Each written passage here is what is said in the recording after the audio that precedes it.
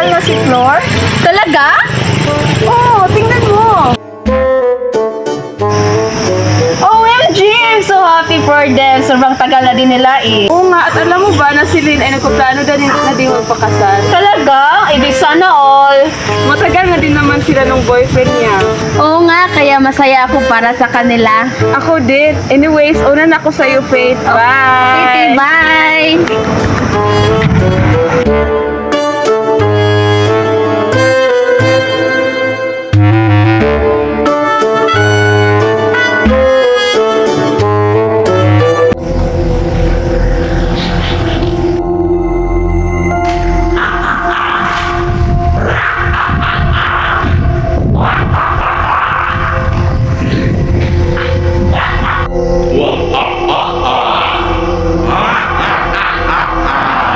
Ay, kasi hindi mo lang yung boyfriend mo, kaya lonely ka ngayon. Hindi mo lang yan. Matagal na sana kayo ngayon na ikakasal na rin.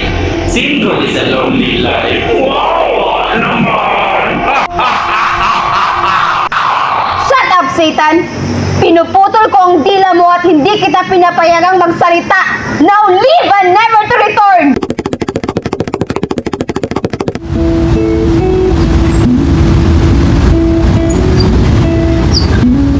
Ito po ang totoo.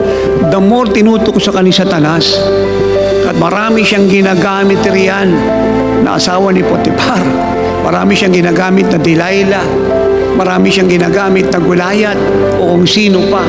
The more na yung temptation ay malaki at gusto ni Satan tabunan ka, the more yung pag-ibig mo sa lalong lumalalim, lalong tumitibay at ayaw mo lang siyang bitawan.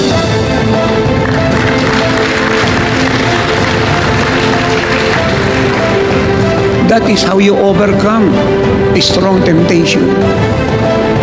Not only you run and turn your back away from sin, but you face the Lord and run toward Him and say, Lord, I cannot live without Him. At pag sinabing you turn your back against sin, hindi ka sumusulya pa kagaya ng asawa ni Lot. Magiging haligi asing kanyan. Pag tumalikod ka sa kasalanan, wala ka nang titingnan pa. Si Jesus na lang ang tinitingnan. Kaya humabol pa yung chariot ni Pharaoh. Kasama pa yung kayamanan, katanyagan, karangyaan at ang salita niya nga, I love you, nagsisisira ko. Wala kang narinig, wala kang panahon, at wala kang inibigay na kahit kalahating sulyap sa kanya. Lahat ay nakikristo na. And believe me, pag ninindigan ka ng ganyan, hindi ka pa nakakalapit sa Panginoon, siya yung lalapit sa iyo, kukunin ka at sasabihin sa diablo, leave her alone, leave him alone, they belong to me, they are mine forever, go!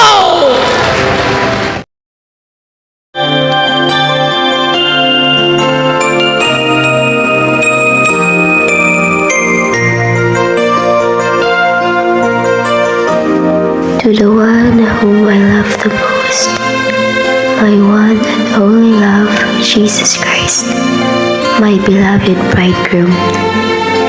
As the days passed by and the moment of our union draws nearer, my heart overflows with joy that words could never fully explain. There is an unexplainable excitement within me whenever I think about the day I will be finally with you forever. Every moment of waiting has become beautiful because it is spent loving you more deeply. Being betrothed to you is the greatest honor my life could ever receive.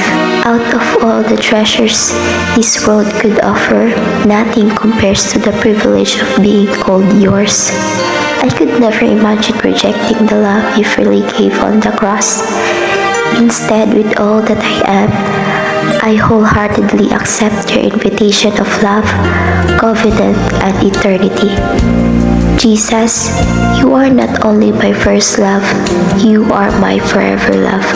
Through every season, every waiting, every refining, and every surrender, my heart continues to choose you again and again.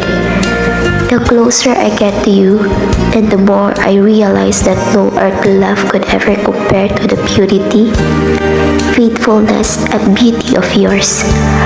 As Living Like Jesus Youth Cup 2026 approaches with the theme, Jesus, my first love and forever love, I am reminded that this is not just a theme to be spoken, but a reality to be lived. I desire to love you with the devotion of a bride waiting for her bridegroom. Let my life reflect a heart fully surrendered, fully devoted, and fully in love with you alone. While waiting for our glorious wedding day, continue preparing me to become a faithful and pure bride. Teach me to remain steadfast in love, unwavering in faith, and burning passionately for your presence. May my lamp never run out of oil as I wait for the return of my King. Until that beautiful day comes, I will continue to say yes to you every single day of my life. Forever yours, your betrothed and time bride, Faith.